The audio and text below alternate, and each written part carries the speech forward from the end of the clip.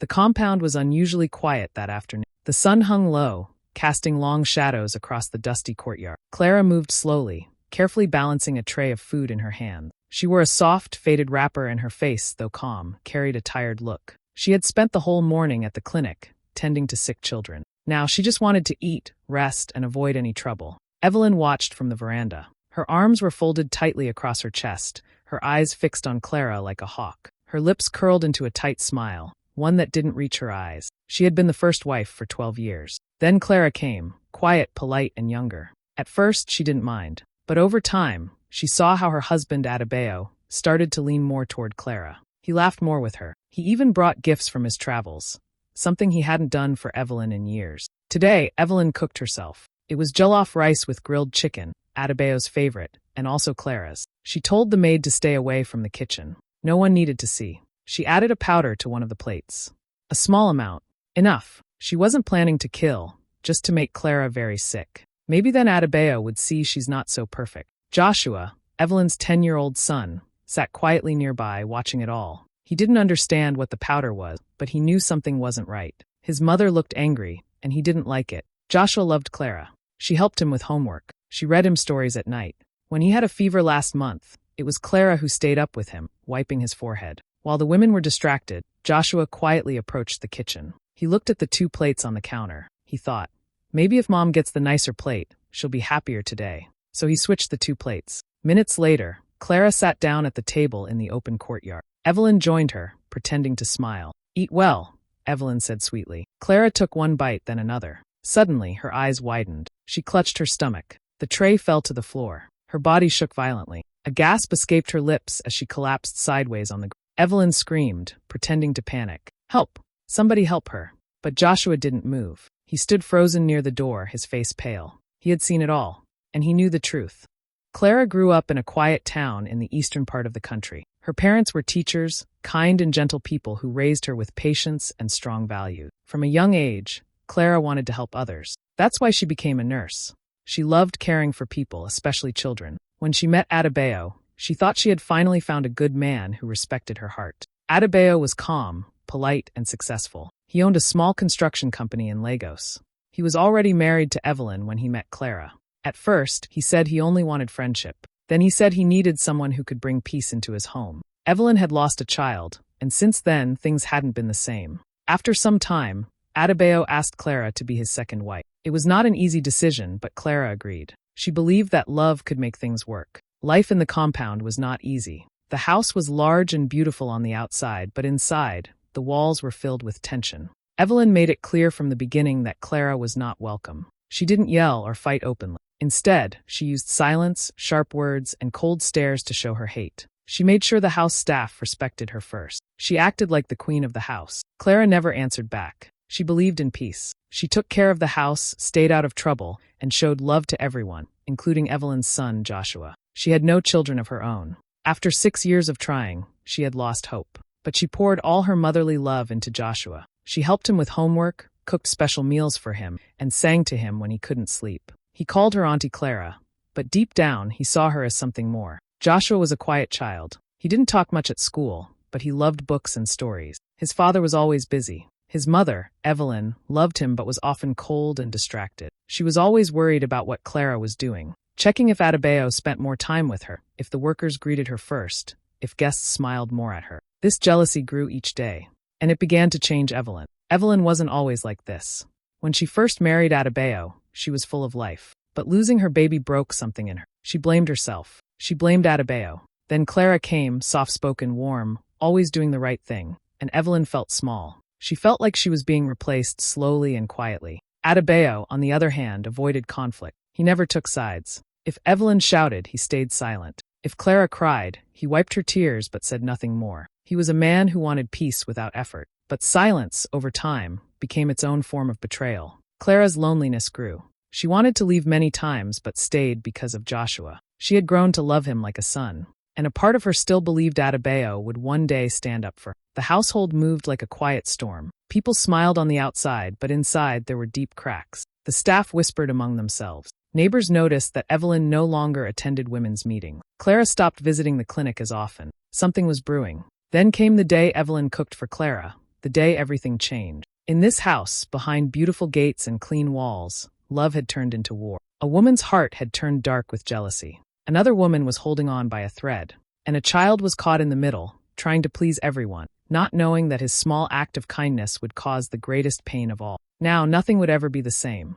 3 days had passed since Clara fell to the ground. She was rushed to the hospital unconscious, her breathing shallow. The doctors worked fast. They pumped her stomach and gave her fluids. She stayed in a deep sleep for 2 days. On the 3rd day, her eyes finally opened. Adebayo was sitting beside her, holding her hand. His eyes were red. He had not slept properly since that day. When Clara opened her eyes, he leaned forward and whispered, "Thank God. You're back." Clara blinked slowly. Her throat was dry, her body weak. She tried to speak, but only soft sounds came out. A nurse entered and told Adebayo to let her rest. As he left the room, the nurse leaned close to Clara and whispered, "That wasn't food poisoning. Someone did this to you." Clara's eyes filled with tears. She already knew. Deep in her heart, she had always known Evelyn was capable of something like this. But hearing it out loud made her chest tighten. She turned her head to the side and cried silently. Back at the compound, the house was quiet. The workers moved carefully, whispering behind closed doors. No one dared to speak openly, but everyone had questions. How could Clara fall so sick just minutes after eating? Why had Evelyn been in the kitchen that day? Joshua stayed in his room most of the time. He didn't play, didn't speak. He hadn't told anyone what he had done. He wanted to believe it was just a mistake, but the voice in his head wouldn't stop. You switched the plates. You poisoned her. That night, Clara was resting when the door opened gently. Joshua stepped in, holding her scarf in his hand. He looked pale and small. Clara turned her head slowly, surprised to see him. "I'm sorry," he whispered, standing near the door. Clara's eyes softened. "Come here," she said in a hoarse voice. He walked slowly to her bedside and burst into tears. "I didn't mean to. I didn't know. I switched the plates, Auntie Clara. I didn't know there was poison." Clara's heart broke. She reached out with shaking arms and pulled him close. She held him as he cried, her own tears falling into his hair. "You didn't know," she whispered. "It's not your fault." "But she did it," he sobbed. "My mom, she did something bad." The next morning, Adebayo arrived with food and fresh clothes for Clara. He smiled when he saw Joshua asleep in a chair beside her. But Clara's face was serious. "I need to talk to you," she said. Adebayo sat down. She told him everything, about the nurse, about Evelyn cooking that day, and finally, about what Joshua confessed. At first, Adebayo shook his head. "No," he said. "Evelyn can't do that. She may be angry, but she's not a killer." Clara looked at him with tired eyes. "She didn't plan to kill me, just to make me sick. Maybe then you'd look at her again." Adebayo didn't speak for a long time. Then he stood up, paced the room, and finally said, "We can't let this tear the family apart. I'll talk to her. Please, Clara. Don't make this public. Let's handle it as a family." Clara looked away. That was his answer. Once again, silence. Once again, peace over justice. Back at the house, Evelyn sat in the living room, watching a show she wasn't paying attention to. Adebayo came in quietly and stood before her. "Did you put something in Clara's food?" She laughed bitterly. "Is that what she told you? Answer me." Evelyn stood up, angry. "What about everything I've suffered? What about how you treat her like a queen and me like a shadow? I gave you a son. I built this home." Adebayo looked at her with tired eyes. "So you tried to poison her?" She didn't answer. Instead, she looked away. And just like that, the silence between them became something louder than a scream. From that day, Clara came home from the hospital 4 days later. The staff stood by the gate to welcome her, but their eyes were filled with pity and fear. Everyone had heard what happened. No one said it aloud, but it was clear. Evelyn had done something terrible. Still, no one had the courage to speak the truth. Clara walked slowly, her steps still weak. Joshua held her hand the whole time. Adebayo helped her into the house, avoiding eye contact with Evelyn, who sat silently on the couch, arms crossed, lips tight. "I prepared the guest room for you," Adebayo said softly. "You need peace." Clara nodded. She didn't look at Evelyn. The message was clear. She could no longer live under the same roof as her co-wife. Evelyn watched it all quietly, but inside, she was boiling. Her heart ached from shame and anger. Everyone was treating Clara like the victim, like she was some poor, innocent woman who needed protection. And she was the villain in her own home. Adebayo didn't raise his voice, but his silence said enough. He didn't trust her anymore. That night, Evelyn stood outside Clara's new room. She heard Joshua laughing softly inside. Clara's voice, weak but warm, answered him. Evelyn felt tears in her eyes. That boy was her son, and now he was choosing Clara. A few days later, the whispers started. First from the maids, then from the neighbors. People talked about the food, the hospital, the nurse's words. Someone even said they saw Evelyn in the market, asking strange questions about herbs. The story was spreading fast. Soon, church members stopped greeting Evelyn with smiles. Other women pulled their children away when she passed. Adebayo's silence continued. He stopped eating dinner at home. He stayed longer at work. Some nights, he didn't come home at all. Evelyn started waking up to an empty bed. Clara's presence in the house, even quiet and gentle, felt louder than ever. Then came the letter. Clara had written to Adebayo's family. She didn't want revenge, she said. She only wanted the truth to be known. The letter explained what happened, what the nurse said, and what Joshua confessed. She begged the elders to help settle the matter. She didn't want to take it to the police. Not yet. When the letter reached Adebayo's mother, Mama Beezy, she came to the house the next day. "What kind of shame is this?" she shouted. "2 wives, and this is how you run your home, Adebayo?" One nearly dies, the other acts like nothing happened. The whole compound stood still. Mama Beezy set the family down. Adebayo, Evelyn, Clara, and Joshua. Her voice was firm. "Joshua, my dear," she said gently, "tell us what you saw." Joshua looked at his mother, then at Clara. He was shaking. Clara squeezed his hand. "I switched the plates," he said quietly. "I didn't know there was anything wrong. I just wanted Mom to eat from the better one." Mama Beezy turned to Evelyn. "You have one chance. Did you poison the food?" Evelyn stood up suddenly. "You all want to hear me say it? Fine. Yes. I added something to make her sick, not to kill her, just to show her she doesn't belong here." There was silence.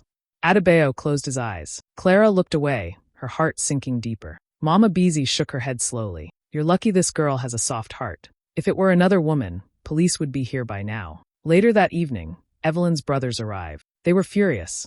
Not with Clara, but with Evelyn. They scolded her in front of the whole family. "You've brought shame to our name," her elder brother said. "How could you do this?" Evelyn broke down crying. "I lost myself," she said. "I felt invisible. I was losing everything, my husband, my home, my son." "No," her brother said sharply. "You lost yourself when you chose poison over prayer, hate over healing." That week, Adebayo moved Clara to a private apartment nearby. He said it was for her safety, but everyone knew the truth. He could no longer protect her in that house.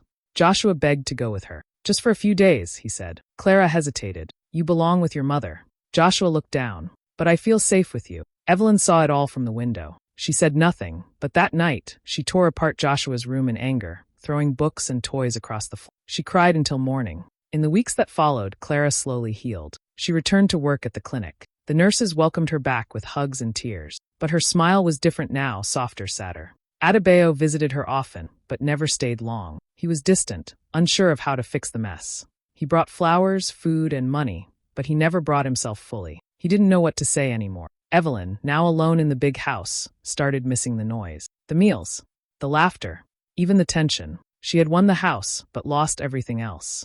The final blow came when the school sent a letter. Joshua had been missing classes. They suggested therapy. Evelyn had to go alone. Sitting across from the school counselor, she finally admitted it. "I was scared of being forgotten." The counselor nodded gently. "And what do you want now?" Evelyn didn't answer, because she no longer knew.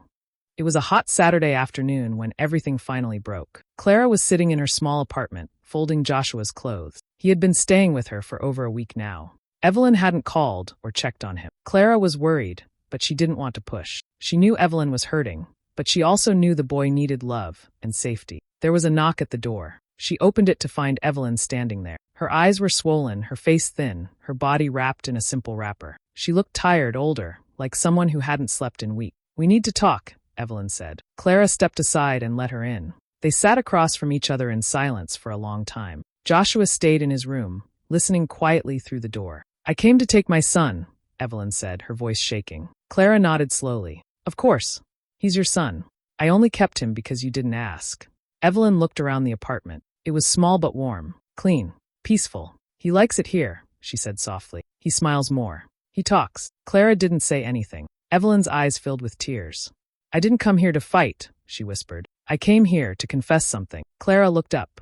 "It wasn't the first time," Evelyn said. I've done this before. Not with poison, but I've hurt people. I've lied. I've spread things about you. I've made the staff turn against you. I even told Adebayo lies, that you were lazy, that you were rude. Just so he would choose me." Clara blinked, her hands frozen in her lap. "Why?" she asked softly. "Because I was afraid," Evelyn said, her voice cracking. "You came into my house and reminded me of everything I lost.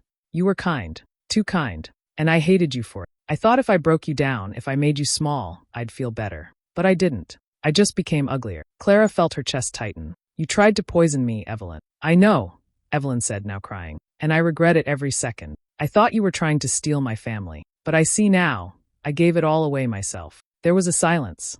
Then Evelyn reached into her bag and pulled out a document. I'm leaving, she said. I told Adebayo this morning. I'm going back to my parents.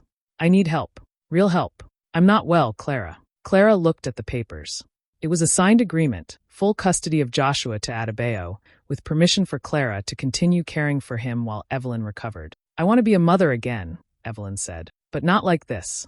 I need to heal before I can ask him to forgive me. At that moment, the door to Joshua's room creaked open. He had heard everything. He stood there in silence, looking at his mother. Evelyn looked at him with trembling lips. I'm so sorry, she said. Joshua walked to her slowly, then sat beside her. He didn't speak, but he placed his small hand on hers. That was enough. Later that evening, Adebayo arrived. He was shocked to find Evelyn there, crying softly while packing Joshua's thing. I thought you'd fight this, he said. Evelyn shook her head. No more fighting. I've lost enough. Adebayo turned to Clara.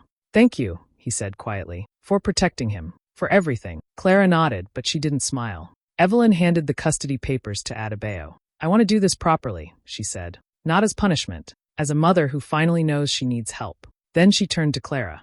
I don't expect you to forgive me, she said, but I needed you to hear the truth. All of it. Clara stood still. Her heart was heavy, but she saw something in Evelyn's eyes that wasn't there before. Humility. Honesty. Brokenness. I don't know what healing looks like for you, Clara said, but I hope you find it. Evelyn nodded slowly. She bent down and hugged Joshua tightly, whispering in his ear. Then she left without looking back. The silence after she left felt deep, like a wound finally being cleaned, even though it still hurt. That night, Clara sat outside on the balcony, watching the stars. Adebayo joined her. You've been stronger than all of us, he said. I had no choice, she answered. He sighed. I failed you. I failed both of you. Clara looked at him. Maybe. But it's not too late to be better. He nodded, his eyes distant. Do you still want this marriage? Clara thought for a long time. I don't know, she said. Right now, I just want peace. And for the first time, Adebayo didn't try to convince her. He just sat beside her quietly, and they watched the stars together, not as husband and wife, but as two people who had finally faced the truth. In the months that followed, everything slowly began to change. Clara focused on herself and her son. She started attending therapy sessions every week. At first, it was hard to open up, but little by little, she shared her pain, the betrayal, the fear, the loneliness. And slowly, she began to heal. She went back to work full-time at the clinic. Her patients welcomed her back with smiles and warm words. Some of the nurses cried when they saw her again. Her boss gave her a quiet hug and said, You are stronger than you know. Joshua adjusted to his new life quickly. He slept better. He laughed more. His grades improved. Clara enrolled him in art classes, and he began to draw pictures of their new life. Simple things like her smiling face, their apartment, the clinic, and sometimes a picture of Evelyn. He didn't forget his mother. He missed her, but he was no longer afraid. Evelyn checked into a mental health center with the help of her family. It was not easy. Some days she wanted to give up, but she stayed. She wrote letters to Joshua, filled with love and apology. Clara read each one first, and only gave the ones that felt sincere. She wasn't trying to punish Evelyn, she just wanted to protect Joshua. Adebayo tried to reconnect with Clara, but she kept her distance. He apologized often, bringing gifts, paying for the apartment, and offering to take them out. But Clara refused gently. She was polite, kind, but firm. One day, she told him the truth. You didn't stand up for me when it mattered, she said. You stayed silent, and silence can hurt more than words. He nodded, tears in his eyes. I know, and I regret it every day. I forgive you, she said, but I don't want to go back to that life. I've found peace here. I won't lose it again. Adebayo didn't argue. He respected her decision. Eventually, the family elders gathered to settle the situation properly. They officially recognized Clara as divorced, and she was given full legal custody of Joshua with visitation rights for Evelyn once she was well enough. It was bittersweet. Evelyn sent one final letter to Clara, weeks later. Thank you for not turning Joshua against me. Thank you for saving him. I will never stop trying to be better, not for Adebayo, not even for myself, but for him. Clara cried when she read that letter, not from pain, but from relief. She had survived something dark, and now she could breathe again. She started a small side project at the clinic, a support group for women who had experienced betrayal, emotional abuse, or difficult marriages. She called it the second chapter. It grew faster than she expected. Women came with heavy hearts and left feeling lighter. Clara became a voice of strength. Not loud, not angry, but steady, calm, and clear. People respected her. They listened. And they learned. She no longer saw herself as a victim. She had been hurt, yes. But she had chosen healing. She had chosen life. One evening, after a long day at the clinic, she sat with Joshua on the balcony. He rested his head on her lap as the sun went down. "Mom," he said softly, "are we going to be okay?" Clara smiled, brushing his hair back. "We already are." It was a Sunday morning. The sky was soft and quiet, with a gentle breeze moving through the open window. Clara was in the kitchen, making breakfast while Joshua sat at the table coloring. He looked up from his drawing. "Mom, can I take this one to school tomorrow?" Clara smiled. "Of course. What did you draw?" He turned the paper around. It was a picture of the two of them, standing in front of their small apartment. Behind them was a sun, bright and full. And above their heads he had written in big, uneven letters, "Me and Mom. Safe. Happy." Clara felt her heart pull. She walked over, knelt beside him, and hugged him tight. "You make me proud every single day," she whispered. Joshua leaned into her. "You make me feel brave." Later that day, they walked to the nearby park. Clara wore a soft dress, the wind lifting the hem as they walked. Joshua ran ahead, laughing as he chased the butterfly. Clara watched him, the way he ran freely, without fear, and felt something in her chest loosen. She had made it. Through the heartbreak, the betrayal, the silence, the pain. She had made it. She sat on a bench, her eyes following her son. Nearby, two women sat chatting. One of them smiled at Clara. "You look peaceful," she said. Clara nodded. "I finally am." As the sun began to set, she called Joshua over. He ran into her arms, sweaty and full of joy. They walked home slowly, hand in hand, not rushing, just being. When they reached their door, Joshua looked up at her. "Can tomorrow be just like today?" Clara smiled. "If we're lucky, it'll be even better." And with that, they stepped inside, into a home built not with riches or perfection, but with quiet strength, healing, and love. Hey besties, thanks so much for watching till the end. If you enjoyed the story, don't forget to like, share, comment, and of course, subscribe for more gripping stories. Her co-wife tried to poison her, but the child who switched the plates changed everything. A journey of betrayal, healing, and a mother's quiet strength. See you in the next one. Her friends invited everyone except her to their girls' trip. She booked one seat beside. Bye.